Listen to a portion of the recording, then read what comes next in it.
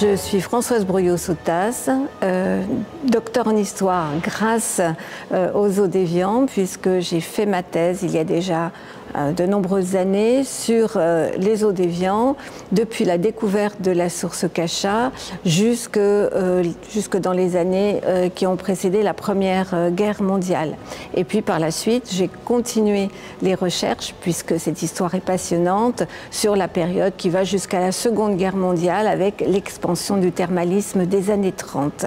Donc je suis spécialiste de l'histoire d'Évian, à la fois sur le thermalisme et sur d'autres thèmes en lien avec le thermalisme, la vie mondaine, l'urbanisme, etc., mais spécifiquement à Évian. La buvette Cachat a été créée en 1905, elle a été ouverte pour le lancement de la saison 1905 et elle provient d'une volonté de la direction de la Société anonyme des eaux minérales d'Évian de remplacer un bâtiment de bain qui existait sur ce site et qui était devenu au fil du temps bien trop petit et trop obsolète au niveau de la qualité exigée par la clientèle. Et on a décidé donc de dissocier d'une part les soins donnés aux malades, qui désormais, à partir de 1902, se donnent dans l'Institut hydrothérapique qui est aujourd'hui le Palais Lumière d'Évian et qui est situé sur les quais, et d'autre part, de faire ici un endroit qui serait plus un lieu de mondanité, de convivialité, où l'on prendrait en boisson l'eau de la source Cachat, et donc de faire ce lieu la buvette Cachat. La buvette Cachat s'inscrit dans une période d'un courant artistique très particulier qui est l'Art Nouveau. Ce courant artistique a duré très peu de temps, il a été très éphémère et par la suite il a été très décrié. On l'a trouvé un peu kitsch, un peu désuet et il est tombé dans une forme de désamour. Mais il nous a donné, ici à Évian, cette merveille qui est la buvette Cachat. Donc elle s'inscrit dans l'Art Nouveau parce que Hébrard a inséré dans la buvette Cachat tous les codes de l'Art Nouveau. On a à la fois un mélange de matériaux. Alors, de multiples matériaux coexistent, il y a de la ferronnerie, il y a de la mosaïque, des vitraux, des grandes baies vitrées, de la pierre, du bois, etc. etc. C'est également le mélange des styles, ce qui a fait qu'il a été très décrié, parce qu'on a trouvé que c'était un peu un patchwork, mais il y a toujours une recherche d'harmonie, d'esthétique. Et donc ici, on a diverses influences, on prend ce qui est le mieux dans l'architecture et on essaie de faire coexister des éléments d'architecture qui appartiennent à l'Antiquité, à la Renaissance, au classicisme ou à d'autres périodes.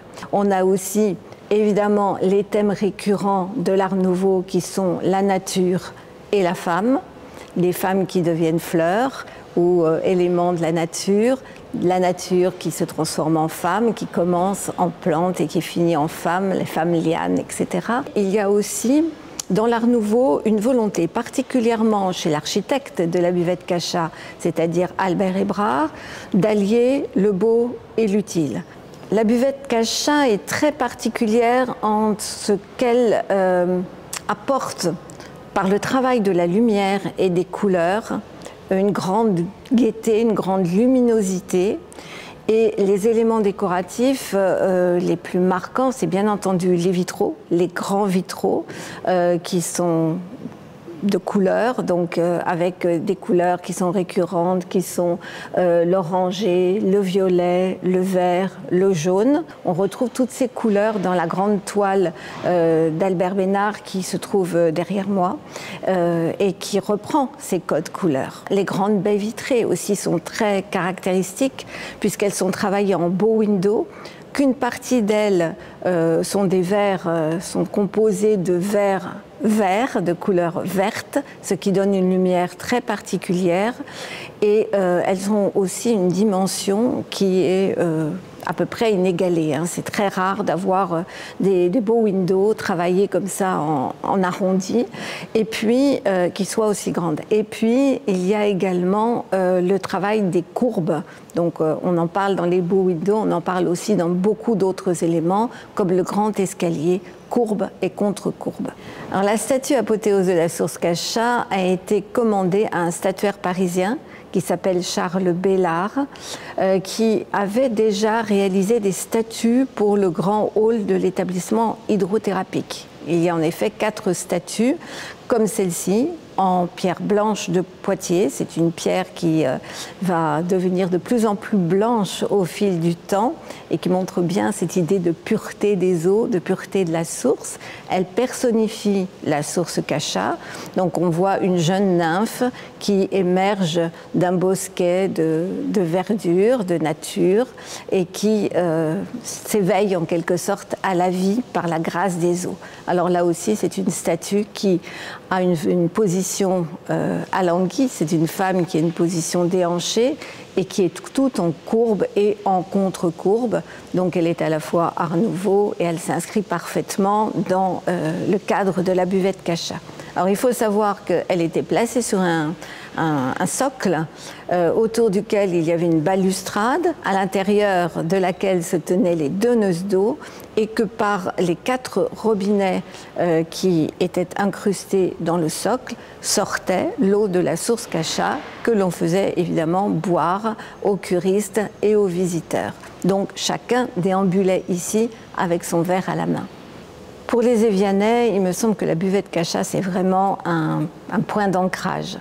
C'est quelque chose qui appartient à leur patrimoine, qui appartient à leur histoire, de diverses manières. D'abord parce qu'elle est inscrite dans le paysage. Et puis, la buvette Cachat est aussi sans doute très précieuse au cœur des Évianais et de certains Évianais parce que leurs ancêtres y ont travaillé. Que ce soit les donneuses d'eau, les petits chasseurs qui accueillaient les visiteurs lorsque les voitures les déposaient au pied de la buvette, ou bien encore les membres du personnel qui recevaient justement les personnes qui étaient au bureau, qui vendaient les tickets d'abonnement, puisqu'on venait ici sur abonnement.